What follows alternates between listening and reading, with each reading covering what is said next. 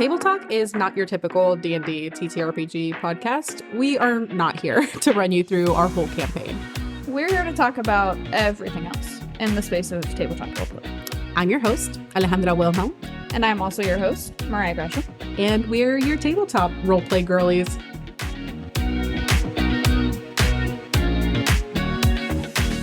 And we're rolling! Awesome. So it's the first episode of Table Talk. We've been talking about doing this for, I don't even know how long, a hot minute. Couple months, I think. Couple months. As any, respectable person does in our modern day. It's that I saw a literal TikTok audio the other day where it's like, I can't remember what it was, but it was like, "Are you the best friends that like have a podcast?" And I'm like, "No." Like, but now we are. But now we are. Podcast. Yeah. And I'm like, don't call me out that way. Yeah. TikTok, I feel red. TikTok is disrespectful in so many flavors. But yeah, so this is Table Talk. It's a little podcast that we've kind of come up with in the sense of there are plenty of podcasts out there that are going to run you through all the wonderful mystical adventures of other people's campaigns. We level up, which is incredible. There's so many notable ones out there. We watch all of them. We watched an abhorrent amount of hours. Too many of them. Of Dimension 20, Critical Role, respectively. Yeah. Dungeon Daddies. Just start spouting names and hope that one of them takes notice of us. Maybe. Yeah. My long con campaign of trying to get all of you to watch Critical Role because I've watched all of Vox Machina and I'm like, bitch, I'm in. I'm invested now because I had a friend drag me into it. She's like, just put on your cleaning. Yeah. And I'm like, well. You're like, this is going to be my personality for the next 10 years. Yeah. 100%. And meanwhile, me on the other hand, I'm like, I am trying so hard. It is the Naruto of the D&D space. It truly is. I'm truly out here trying. And I can't get through Naruto, so I can't. Yeah, so it's hard as fuck. But then I did run through every single episode of Dimension 20 like it was my day job. Dimension 20 has more of like a animated series type production value. It's so good. It's just so good. It's just it's incredible. Brennan, Lee Mulligan, Abria, just incredible people in the space of D&D. Yeah, Critical Role is definitely very intense. Like this is a 5-hour episode. Don't look at how don't look at that. Don't think about it too long. Yeah. Just no brain cells. Yeah. No wrinkle, only smooth. Yeah. Well, perfect. So our aim for this podcast is to talk about literally everything else that has to do with TTRPG and D&D outside of what happens at the table when you've started the game. And even a little bit of elements like out of character kind of check-ins. Yeah. So to start, let's talk about how you and I respectively got into this. So yes. Do you want to kick us off? Yeah, sure. So I think it's one of those things where I'm that person that, like, you can pretty much bet on me being aware of or at least involved in any kind of nerdy space to some degree, just because the everything about me. So I knew about it, but I hadn't really played until honestly like right before quarantine.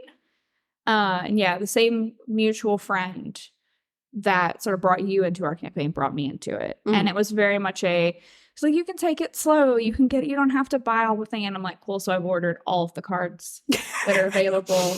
I have cards that you don't even have. Yeah. Would you like to look at them? That's an entire other episode that we'll do one day, just talking about the financial debt you go into the second you start. The financial burden of providing for a family. That's your D&D party. Yeah. Yeah. He was like, cool. We're in this. I was like, yeah, but bold of you to think I have any chill whatsoever. Yeah. So it was kind of got into that, started playing the campaign, and then it very quickly just went down the rabbit hole with it. And I think through that, kind of like, I'm a huge mythology nerd. I'm a writer. Like, I love stories and spend way too much of my time thinking about fictional people. And so it was a perfect little conglomeration of all of my interests. And it's like, cool, I live here now. This is my home. I'm out here rent free. I'm a landowner. I'm a landowner. In this space. Yeah, that's beautiful. So the way that I got into it a little bit. So back in community college, I had a friend kind of similar to you in that, like, I have always been a huge fucking nerd and I played lots of video games, watched tons of anime. Fantasy was everything to me. Got a Lord of the Rings tattoo. Like that. We out here. From the one tattoo you have. It do be the one tattoo I have, and it is small, but it counts. It counts. But I was really, really into it. And I had, again, heard of it, never understood it or how to get into it until a friend of mine was like, I really want to start D&D. I bought all the books. I just need bodies at my table. I need human I need vessels. human flesh vessels to sit in my imaginary world. Like you're just in a pod. You're like in a fucking, like, okay, this is a very weird reference because I just watched the Resi 4 remake that Jacksepticeye's played through that because like level horror game can't play it because the bitch just startles easily. And you're like that horrifying like the dead hand looking dudes that are just like in the tubes playing. That's exactly what he needed at his table. It's just like you there and you're like, I roll in my tube. Yeah. And so we started playing and it was just me and like 2 other guys at this table. And I was very nervous at the concept of role playing in front of strangers. Yeah. So I drank an entire bottle of wine and then had a separate bottle of wine just sitting on standby as I played. Which we should say that you have a ridiculous alcohol. Like you aren't an alcoholic. It's just a full-time job for you to get a buzz. I just have a furnace in me. Like we burning are the alcohol away. We are on the opposite end of the spectrum of like I now no longer have any alcohol tolerance. And don't even really drink that much. And you're like, there are 3 things on this earth that can get mildly intoxicated. And if I don't have those, I might as well be drinking water. pretty much. And that ran for like a very brief stint. And then, years went by until I met that mutual friend of ours. And, he invited me to the table. And that was my first time really sitting at a table, I can say, with other people that were clearly very invested. Yes. And like we're ready to jump into character at the table. Like the other 2 dudes that I was playing with, like were just like, I cast my strongest spell and then I'm going to be on my phone the rest of the time. So it was not like a genuinely good. No, it wasn't super like super example. Invested. Yeah. And I definitely felt like I was the only one at the table trying to like do anything. Like when you joined that game, like I was the next newest person. Everybody else at the table had played for a bit and had played together for a bit. And so they had a good little. Yeah. So I had really just a genuine moment of sitting there in awe.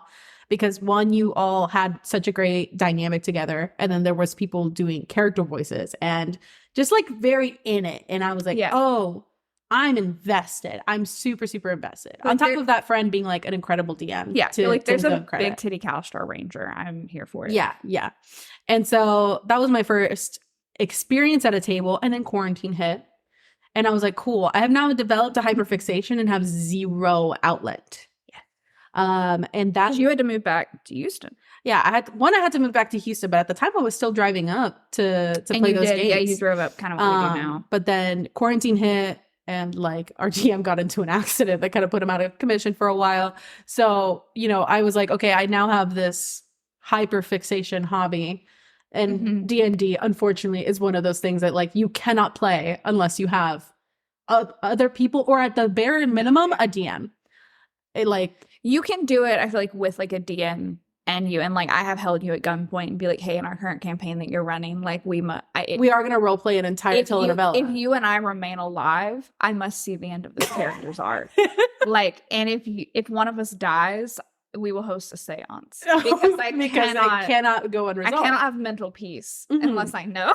Yeah, and so that and of course quarantine is like, okay, well I have infinite amounts of time, no responsibilities. And what a weird time that was. It's such a fucking fever dream. But I was, like any good person was, throwing myself into TikTok and just, trying to use that as escapism. And I eventually, I was living rent free on D&D TikTok kind of thing. And eventually, the way that you do where you go and you find those people that are running like little taverns as their TikTok page or whatever. I was like, this is cute. And I found a guy who was he's like, hey, I remember seeing the first video and he was like, we've seen plenty of taverns and magic shops or whatever, but we haven't seen a thieves guild. And I saw that. I was like, that's an interesting concept. And then I saw the video where he posted basically like role playing the interview process to get into this thieves guild. Good old captain. And I don't know what fucking demon possessed me. But I was like, you do know what demon possessed you, and on the first episode we won't go into it. Yeah, this is true. But redacted. Like, I don't know what possessed me to do this. But maybe my need for attention, maybe the fact that he's kind of attractive. Who's to say? But I was like, well, I do have a barbarian costume from like Renaissance Festival just sitting in my closet. Yeah. And I was like, what the fuck is a barbarian doing at a Thieves Guild? God knows. But bonking. Whacking and whacking and bonking. And so I made my little intro, and then I had, no videos on my thing, no followers. I was one of those creeper things. And then as TikTok does, it blew up more than I expected. And then also the tag for his Thieves Guild blew up subsequently. Okay. And so then I was like, well, I have nothing to do with my time but this. And now I feel like there are many eyes on me when I did. I'm now a founding member of this. It grew into its own fucking beast, and we could probably get into all of that later. That would actually be a really interesting thing. But I did that for a long time, and it was really cool. I met a lot of cool people like in that D&D TikTok space. I have friends to this day that I still talk to that live all over the place. And then, eventually we got back into another campaign and ran that for like over a year. Year and a half? I think so. I have a horrible sense of time. We're quarantined. Yeah. So now it's just non-existent. Yeah. And then it was a while though. It was a while. We ran it for a good played a good like almost 40 sessions. Yeah. And we played twice a month. We played like twice a month, if not more. And we would sometimes we play Saturday and Sunday. And like 8 to 12 hour sessions. Yeah. Ridiculous. Which is fucking ridiculous. We're like, cool. We're gonna we didn't do this, but it was the energy of like shotgun this Red Bull and sit back down. We're not done. We're not leaving this table until it's fucking 3 o'clock in the morning. You son of a bitch. More inappropriate, and I was like, I'm not gonna make that reference. No. On the TikTok or not? No, on this. We know it. Yeah, we know it. But yeah, and so that was like the first time that I really, really sat long term at a table playing the same character and like having our characters develop. And like it was, amazing. And eventually, as sometimes happens, that kind of situation broke up. But you, me, and 2 other players that were at that table were kind of left DM-less. Yes. And many of us are people that much more prefer to play at a table. Yes, definitely. Like I can play online, and I do, and I like it, but it's a thing of like whether it's just a neurospicy thing or whatever. Yeah. Like I can't online. You have about 2 hours with me, and then like my brain just Which like I can definitely play online campaigns. I have a couple online campaigns I've been running for over a year now. Not me running, but I am in them. Yes. And I love them. They're fun, but it definitely does not hit the same. No, like in person, it's like, cool, I'll be here for 10 hours. Yeah, like, for sure. That's fine. Online, I'm like, as soon as it starts getting to like 10 o'clock at night, I'm like, we better wrap this shit up because I'm going to bed. Like I have work tomorrow. Yeah, I got work tomorrow. And, but yeah, at the table, when you have somebody sitting across from you and you're seeing the emotions run through them in the scene and whatever, like it's addicting. Yes. For me. And I love it. And I like getting into those characters and really feeling that click of like, oh, I feel they become real. Yeah, they become real, and the emotions are real, and the things that you experience together are very much real. Yes. And we were all kind of left aimless in the ether without a DM because again, you can't do shit without the human computer that is running the world for you. Yep. And so we were kind of stuck there, and 2 of the players were relatively new. Yeah, you and I were definitely when we started that campaign. Yeah, the most experienced and the most like comfortable. And where we were at the point, I was like, I would love to DM, and I am about to start DMing a different system. But I was like, I do not have brain space. Yeah, to do like this is just would love to do it is not a thing I can contemplate. And so you were kind of left, and I was like, at the altar. Of like, okay, if it's gonna be anyone, I guess it's gotta be me. And I think also like I used to have such insecurities about doing it for a long time, especially because like again, that DM we had was pretty incredible at running games, and so the idea of me not being good enough was really prevalent. Absolutely. It's like I love that DM dearly, but it's like I told him on more than one occasion, I'm like, the first time I DM, you can't be present. Same here. And I'm so sorry. Same here. Because I am clinically anxious and I can't deal with that. Yeah. Yeah. And it's like when you're finally released from the chair and you're like, I'm going to cause havoc. I'm like, please not in my freshly planted. Yeah, and I was like, you know too much about the mechanics and the game. Toothpicks and glue. You can make these structure broken world. ass characters, and I'm barely getting my head above water. Yes. Kind And of. yeah, so to think of like the four of us, we know each other so well, and we are so comfortable with each other and so safe with each other that Yeah, it felt like a very forgiving, soft space exactly. to step into and kind of try something. Yeah, exactly. And like I feel very confident in that the other two players were very, very like relatively new, even though they'd been playing for like a year and a half with us. They hadn't had a breadth of experience with a bunch of different DMs. Yeah. And as for you, like I mean, I've known you for so long. I feel super comfortable with you, and I know and that we have very similar styles and the characters we like to play and the stories we like to run. Exactly. So I was like, again, I was on my fucking Dimension 20 kick, and I finally like watched Abria Iyengar's campaigns, like the Court of Fae and Flowers stuff and all of that. And that truly was the time that like I watched her DMing style. Because again, Brennan is that level of like god tier. Yeah, he's out here just doing voices for the monsters and like sound effects. He's a human sound for fireworks. And I'm like, oh my God. My God. Zero Chill, a gift to us as a community. What's going on with your vocal cords? Yeah. It's like, what? But like Abria is also god tier in her own right. Yes. But like her particular style lined up with me. It's more approachable. Yeah. The same way that I think for me, when I started watching Vampire the Masquerade Let's Plays, like LA by Night and a bit of New York by Night, Jason Carl, the guy who GMs for that, of like, he is a lot more stoic and like reserved. Yeah. But it fucking works. And it's like, he doesn't try to pressure himself to do a bunch of crazy voices, and like he'll change his posture or he'll change like little things like his expression. Yeah. And that's how he predominantly expresses what's going on. I'm like, that seems like something I could do, because I'm not a voice. I can't do accents. I can't either. Like if I try to do an accent, it's insult. I'm always like, you're like, I fear that I'm doing a hate crime. It's like there's a non-zero chance someone's gonna backhand because it's gonna be very bad. Like, I can do voices, but that's very much like a character. Yeah. Right. And so, and I feel like I always default into like the voice I use for Anya, my character in your campaign, of just like slightly a little bit British. Yeah. A little bit. You polished. always got to throw the dash of Brit in there. Yeah. somewhere. Just, it's like a little bit of respectability and polish. That's the same. If it's a rich character, and then if it's not, I'm like, I don't know what to do with this bitch. But God. Yeah. It was like finding those DMs that are very public, that, and also I think players too, like that just have different styles. Yeah. And it's like, okay, you can do this in different ways. Absolutely. And like, there's not one, you don't have to be a voice actor. Yeah. And, I like, don't have to be able to live on National Geographic practicing Lion Roar. An audio effects machine. It's fine. Like, it'll be fine. And yeah, I loved like Abria's style of narration. And I was like, this clicks for me 100%.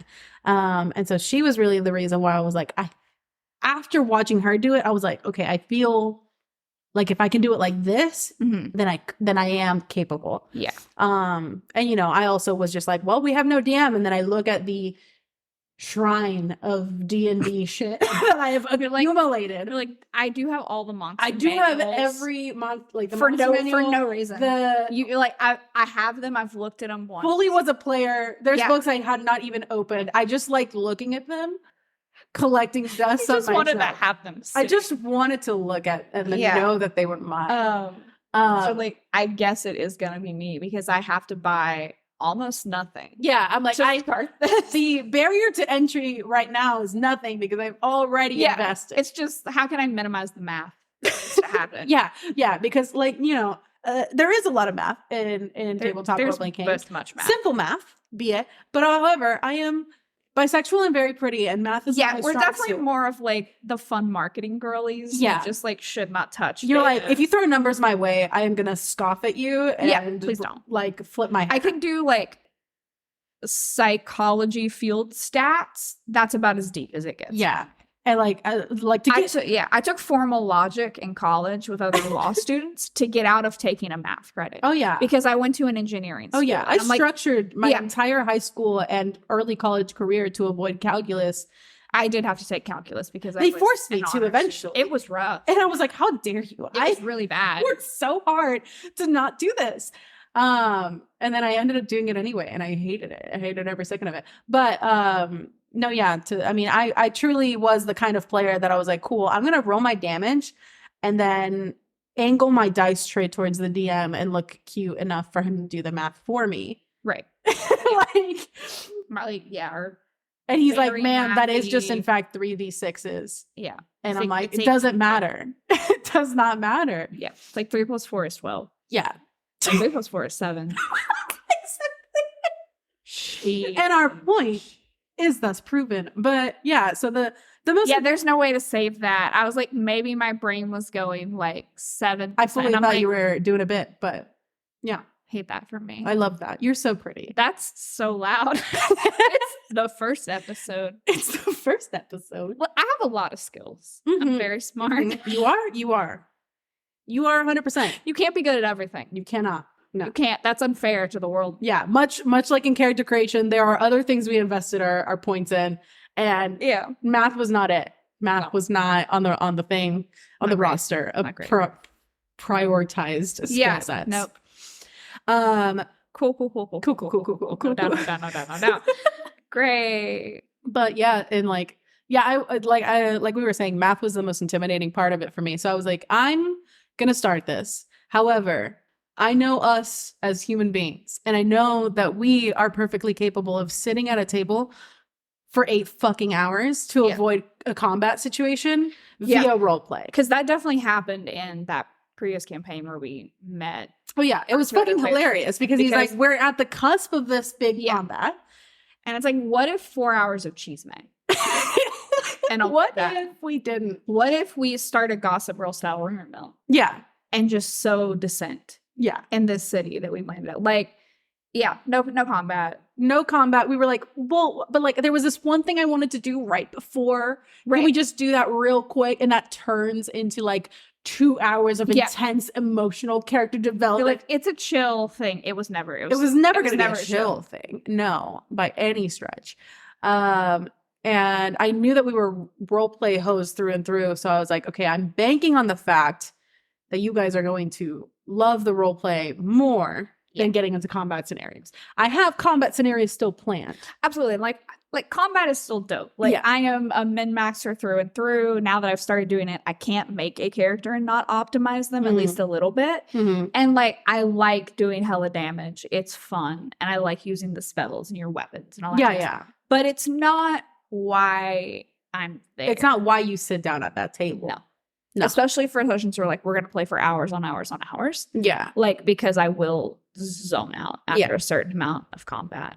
Yeah. And I know that we're all like that. So like I think now try to structure the combats to be short but give you enough room to do the things that you need to do as a character and build your confidence as players.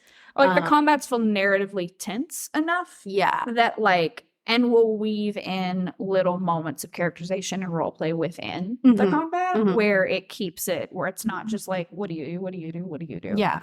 But I am not here to sit down for like 3 hours just going through turns and turns of combat. No. But yeah, the math was the thing that was the most intimidating thing to me. And then when I started planning for our campaign, I was like, I'm going to have just a treasure trove of spreadsheets and calculators and generators at my disposal. Yes. To minimize as much math as possible. Like the most I want to do is my damage rolls and then just plug them into my calculator and live bliss free. Yeah. Is my goal. Ultimately. It's nobody's business what happens behind that screen. No. That's between you and God. No. Y'all don't need to know that I'm miscounting half of this shit probably. Who knows? Doesn't matter. Doesn't matter.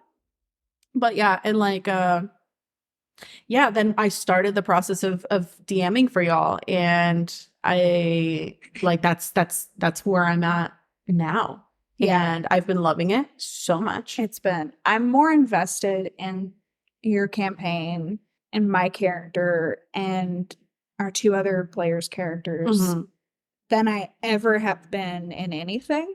And the 4 of us, like anything in roleplay, anything in DMing, and like we have such a good cadence and a good chemistry between us, and our stories are so interwoven that it's just like we sit down, it's like, okay, we know we're going to move in lockstep. Yeah. And we know we're going to play off each other, and that it's just going to fall like dominoes, and it's so fucking good. Yeah. And I think like it's what I think we've all wanted our role, like TTRPG experiences to be, and it's so hard to find that core group.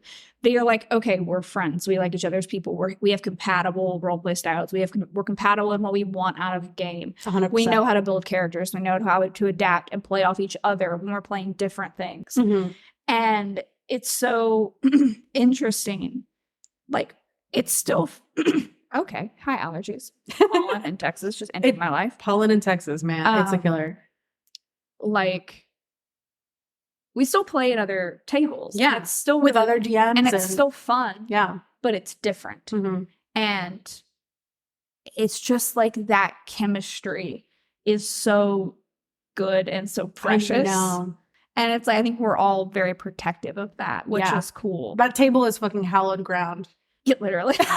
Like, yeah, because like genuinely, you have to get like a government clearance. You really fucking do. Like, we do not just let any bitch walk up into our table. Because it's so, like, we were just talking about this, but the same way, like, you can have good friends that you're really bad to travel with. Yeah. Because it's the same with you're like, I cannot engage in a near lifelong adventure with you and your stupid character. Yeah. Or it's even just like, even if the character's good and even if they can objectively role play or whatever, it's just like, it's that sometimes it's it a chemistry thing. Yeah. And it's just like this unspoken, like, it drags now. And it's not, and like, once you've hit that, then it's like, oh, okay, now I know what it should, like, I've glimpsed Nirvana, and now it's like, I've gotten a taste of the good, and like, I cannot go back. Yeah, at all. And I agree in the sense of like, you, me, and our other two players, Alyssa and Bex, have been playing so long with each other, mesh so well together, and we truly like can step into any table together. Yep. And it's so amazing to me how we work together. Like, I think this last time that we just started a new campaign where I matched with a guy, hi Teddy, who graciously told me about a concept for a campaign. And I was like, I love this. Do you need players? Yeah. Because I wanted to volunteer myself. Half of our players live in Austin and the other half live in Houston. So it's hard to get us together. But when we do play.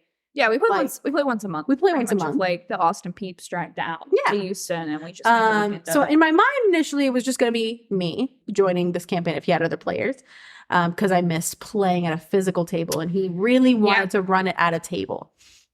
And I was only playing online campaigns and then DMing at a table. And when he told me the concept, I think we went to Sherwood.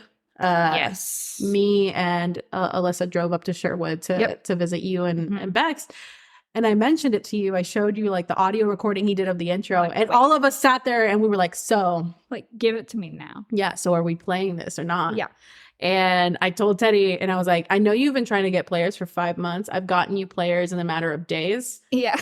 It's like 5 hours later. Here's your party. Here's your party. Please do the prep necessary. We are coming down next weekend, so whatever you need to do to finalize your world. That's right. Do it in a week. Y'all come up for Sherwood. And then it was like, okay, we had scheduled to play Strixhaven, which is a campaign, the next weekend. And like, when we were still playing in our previous campaign, I was the only player that everyone else is in Houston, and I was driving down like every other weekend because that DM was so good that I was like, I will drive for this. But also, don't do that. Don't drive. Don't make yourself drive 6 hours round trip every 2 weekends out of the 4 that you have in a month for anything. That's not sustainable. No. So when we left that campaign, I'm like, okay, going down once a month is the right cadence, right? Yeah. Because then I can still have a life outside of it and do things and have time to recover. And it's just same here. It it's a kind of good works for my work balance. schedule, and like I have time to do other things, and I'm not constantly on Having to session prep. oh shit, I've mode. got to get like the next whatever together. So I can leave it to like the week before the weekend that we're gonna do it, and you have space to like appreciate the session we just played and like think about what you want to do. And especially in Restrict Haven, where we quickly like brought in like this barrage of NPCs. Man, it's like we really did. Listen, I did this to myself. You did, but I also did it for my children, and let that be on the record. We did build the world collaboratively, I will say, which I love. But it's like we very much like all their families are very built out and they're all connected to each other. And like you had homebrewed the world with some of your friends from so the server you were in. That was server. That was a whole thing of like I really took the first time DMing, and I said I'm gonna take Strixhaven because it seems pretty simple. And that's what we all agreed. We had like had a lot of interest in doing. Yeah, fantasy college. And I was like, I'm gonna stick straight to the book. I'm not gonna homebrew anything. I'm gonna keep it simple for myself. I said this out loud with my whole chest. Your whole chest. And we were like, great, fantastic. Yeah. We love this. And then within like before we even started our first session, I think I was like, hi, I have now.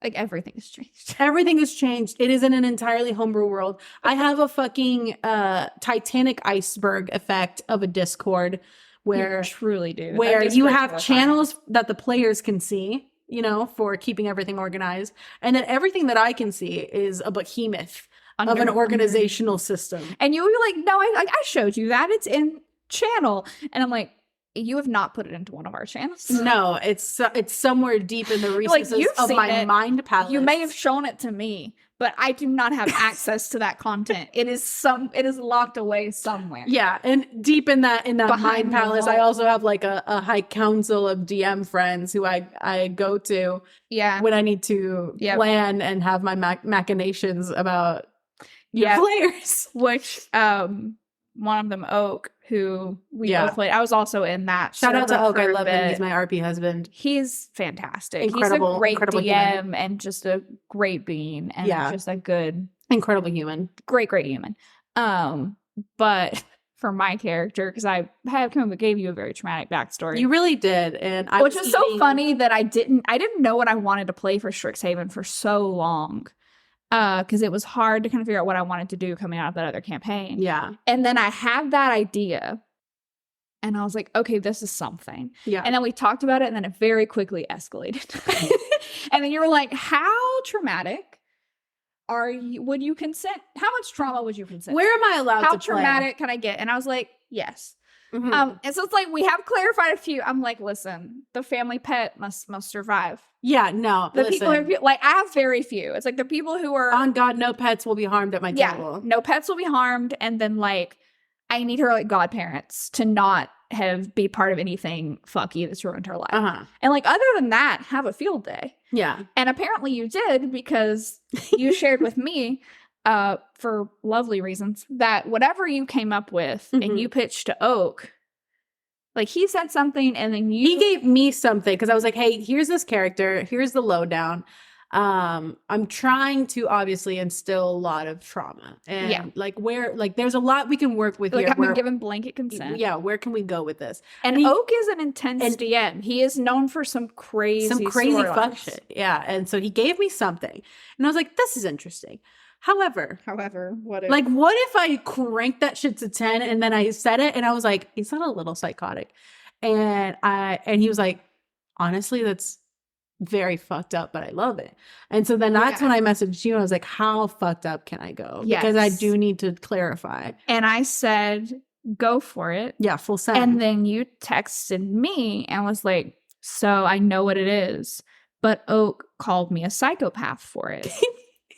And I'm like, cool. No, great. Because that's saying something.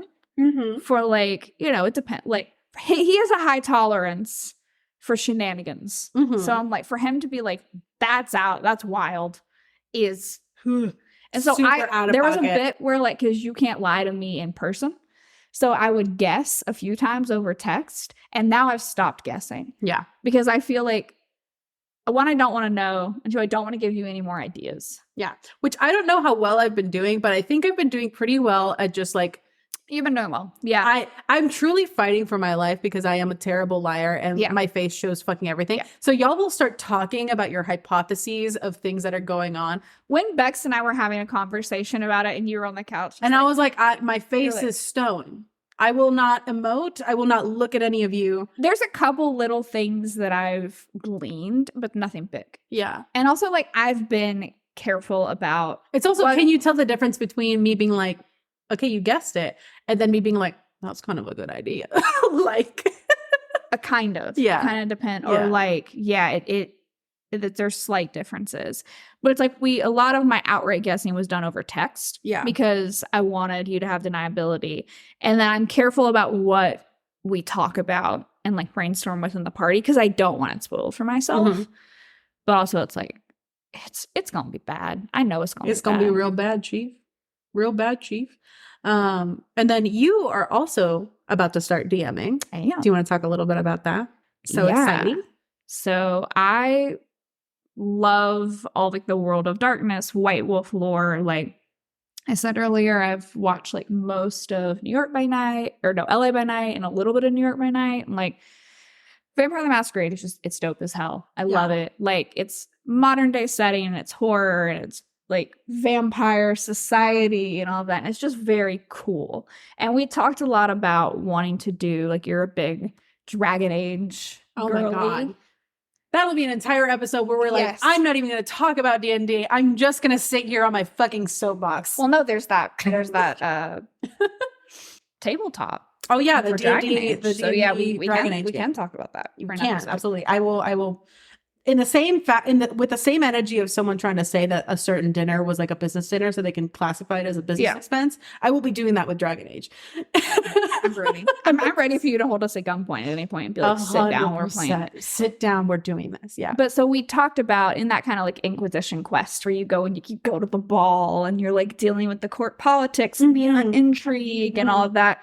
We'd all talked about that being really cool and like wanting to do something like that. And I'm like, well, I can do that, but horror and vampires. And you're like, yes. Yeah. And we were over here like slamming our credit cards on the table. Yeah. And so like every time I would come to Houston and we would go to that like D&D shop by your house, someone would find another Vampire the Masquerade source book and hand it to me.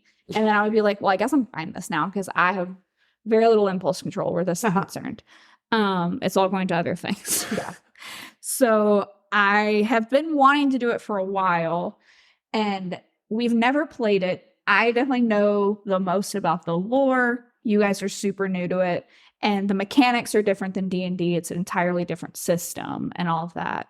So I knew it's like, okay, I need to have a decent understanding of this so I can explain it and all that. So I needed time for like my life to not be a mess so I could then research it and like read through the book, which I did.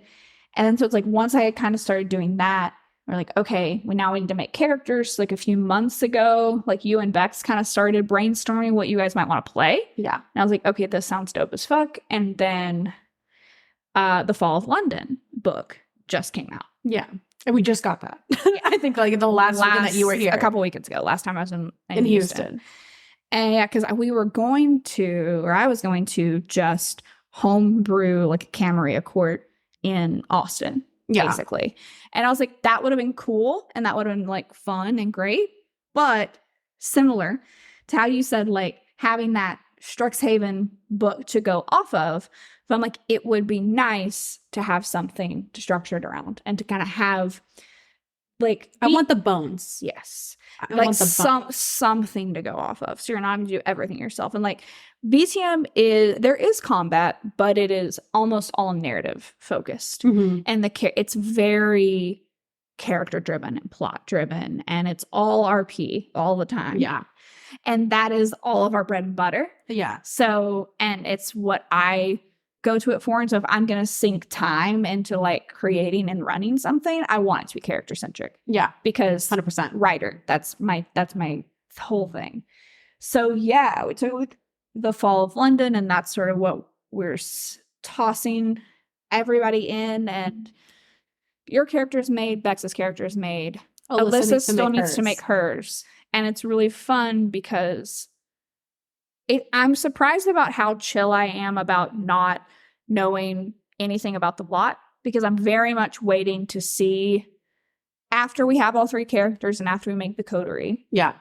And then kind of seeing where we're at, because there's a lot of interesting little hooks and strings I can grab. And at the end of the day, we know London will fall, right? So we know the end result, but it's what happens in the intermediary time that is of interest to me. Yeah. And that story will be very fun to play with. And so I think similar of like, I'm gonna use a lot of the structure of the Fall of London book and keep that in like what we're trying to do, but I'm definitely going to branch it off and dive into more personal things for each character and for sure build that world, and also take some of those NPCs that are there and tweak them a little bit and make them fit. It's like a joke of like, will it be a girly pop dating sim? Maybe. It's gotta be 100%. Yeah. Take it from someone that is sitting at the table with all of you horny hoes.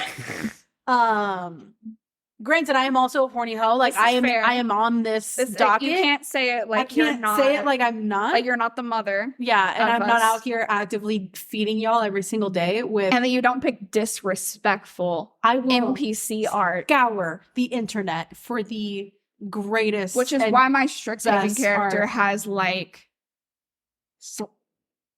4 potential love interests of varying degrees of, you know, classic book talk tropes. Yeah, and toxicity for spice. And then it's just like, why have you done this? Spex's character is also in a bit of a love triangle. This character has like 3, I think, at least. Yeah, she's got 2 and 2 and like a side boy. 2 and a side boy. 2 and a chaos gremlin. Yeah, and then she got a toxic ex out in the world somewhere. Yeah, we don't count. But yeah, and then, you know, fucking Alyssa is out here starting a full host club of just the. We really did watch that anime, and Alyssa's like, you know what? If you can dream it, you can do it. I'm gonna bring this to the table. Yeah, she's like, we watched fucking Oron Host Club, which is a classic and staple piece of media. And she was like, can I start a host club in Strixhaven? I was like, if you can roleplay it and you can recruit some people, absolutely. Like, who am I to crush your dreams? No, listen, I am You're a very rule of cool DM. I am a very rule of cool DM. Which I use the rules and the mechanics as a structure. However, I can be bribed with good storytelling. So if you can dream it, I'll make it happen. Yes. Especially I think when it's role play centric things, I like just letting the wheels come off. Yeah. Of like, you know, combat, especially in D&D, of like, there are rules for combat for a reason. And like, yeah, there's certain things of like, we do non-magical cantrips you can do as a bonus action. Or like, you can take health potions as a bonus action, because why would that take an action? Which there was a recent video on TikTok of a dude just like fucking going nuts about how like you can't do that because you can't physically drink a potion in 6 seconds, which is what like a bonus action is or something. Have you ever taken a shot? And then everybody else was like, what if, since it's D&D and it's fucking a world of magic, you just make... It's like, tell me you've never been to a party without telling me. Yeah, tell me you're a bad time without telling me you're a bad time. Just make little concentrated shot potions, my guy, and then call it a fucking day. Like you're saying, if I have a corked glass bottle, that my fucking dragonborn character can't rip that cork out with their teeth. Yeah, like a human-sized potion for a giant dragonborn is a shot. Yeah. And I mean, if your character is chaotic enough, I feel like anything can be a shot if you believe in yourself. Yeah, and if you've ever been a college girl, you know damn well 6 seconds is nothing. Yeah, nothing and nothing. I don't want to talk about the different directions my brain. You'll drink a variety of things in 6 seconds, I'll tell you what.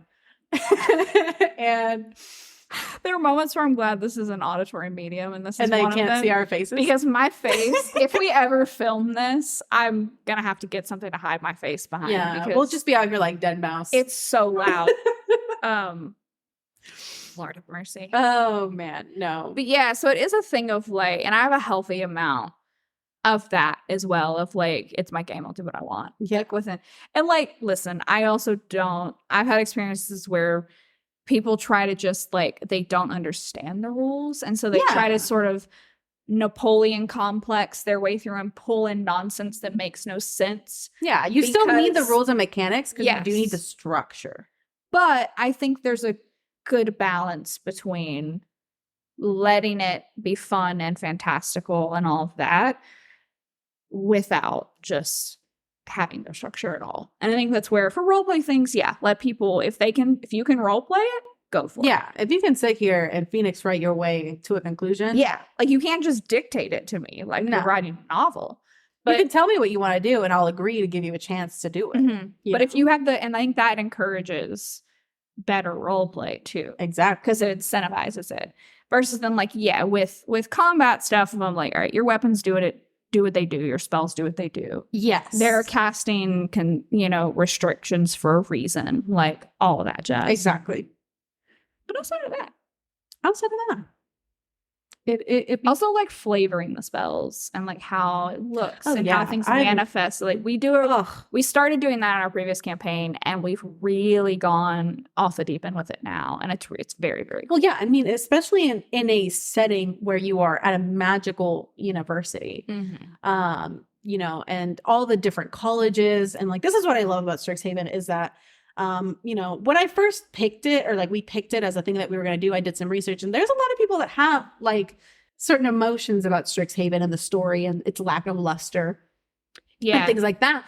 But I looked into it, and and like I'll agree in the sense that I've read through a lot of the story that is in it already, and I feel like there's missed opportunities with certain things that they introduce that they never really do much with, and the main plot is not as like kind of lackluster. It's a little lackluster for me. And, in the initial part of us starting to play, I was very much like going according to the book. I still use it as a structure for how our school year is going, the classes, if we're taking an exam today. That it's great for. Like all of the mechanics of school in it, I like, and I've added to them in how to structure our days, because it also, like, one thing it lacks is giving you a way to sort through time spent between those main points in the story.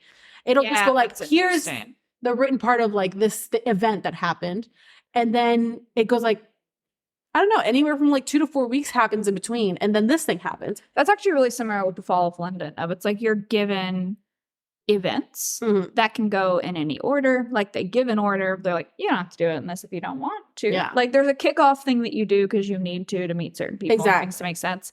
But then it's like, okay, you can run this in any order and it'll have different effects. So it's like if you get in combat early versus if you get in combat later, if you meet these people at the beginning, you hear their side versus if you hear it later. But it's a very, you can build what structuring you want that is interesting. Like, and I think I've gotten to a point where I like our structure. I do too. How we do. We have ample moments of like, these are the activities you can select during your classroom hours. Then there is downtime activities, and then we'll go into like plot stuff. Yeah. And it's also a thing of like, because we have a smaller party.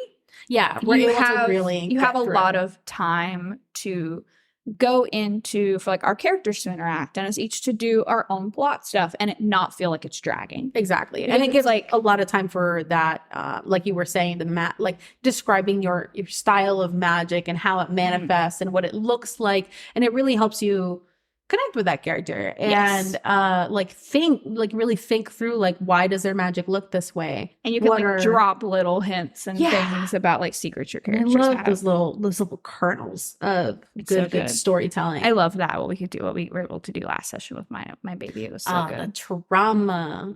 We've started on the trauma. And like I think like you were saying in that how you said you're not as worried about not knowing enough about the plot of the game itself yet.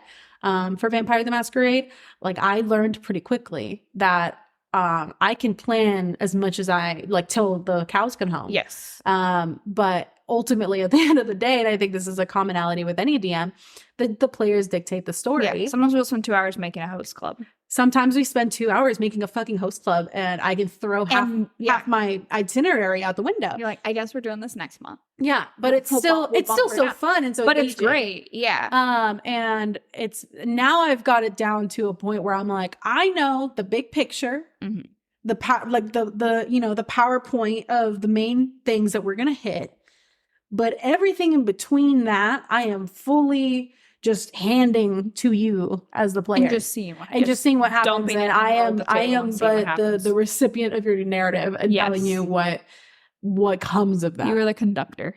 Yeah, truly. Do you think that the Strixhaven book that because I've obviously not read it, but that they wrote it the way they wrote it to give opportunities to embellish, or do you think it was genuinely like they wrote it and they were like, this is the thing we want it to be, and it was lackluster?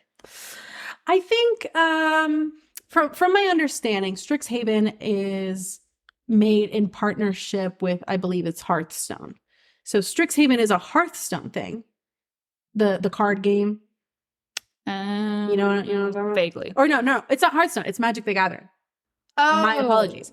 I played Magic very briefly. Nobody read me on this. I'm sorry. I know nothing about Magic the Gathering. It seems like you have to deal with a lot of cards. Yeah, that seems stressful. But Strixhaven is like a thing in Magic the Gathering, and part of that universe and lore. And so, interesting. Strixhaven is a TTRPG like partnership with Magic the Gathering to bring that kind of to life and let people play in that space. It's like for making a version of it. Exactly. So, I didn't know that. That's interesting. Yeah.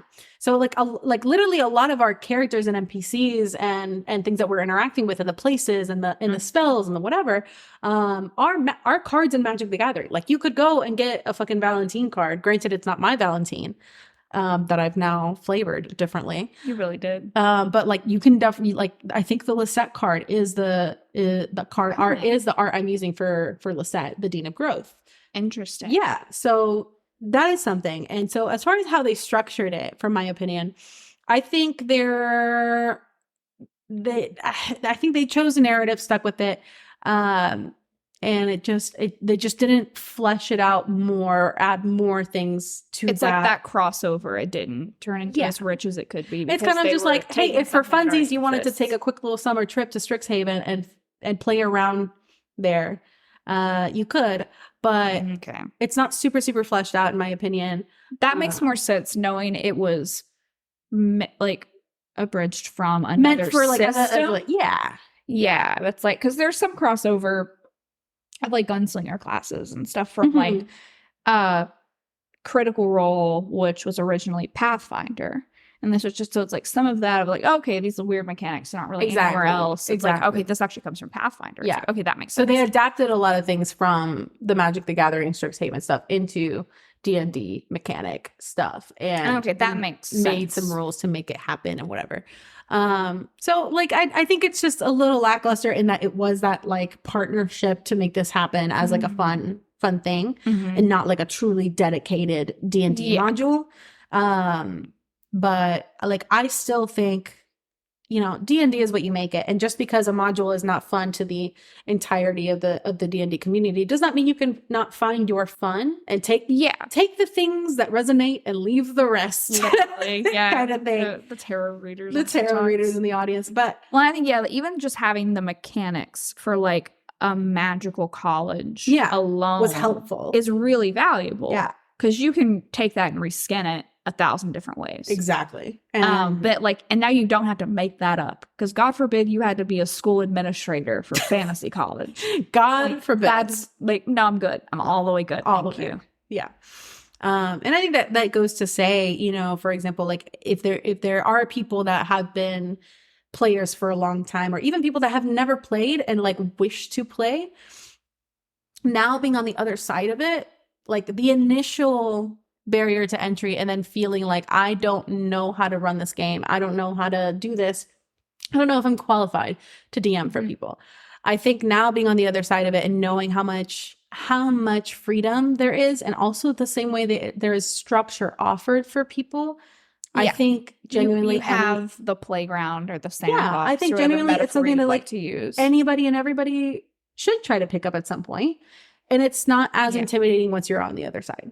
Well, it's also like, I remember the title of the book now, Candlekeep Mysteries. That, yeah. It's there you like go. that. I have that because I got that. And like, I would still like to run something out of it. Like, that book is all one shots. Mhm. At like, it goes from like, really early levels to when you're like, big boy, like 16 level, bebopping around, whatever we're doing in there.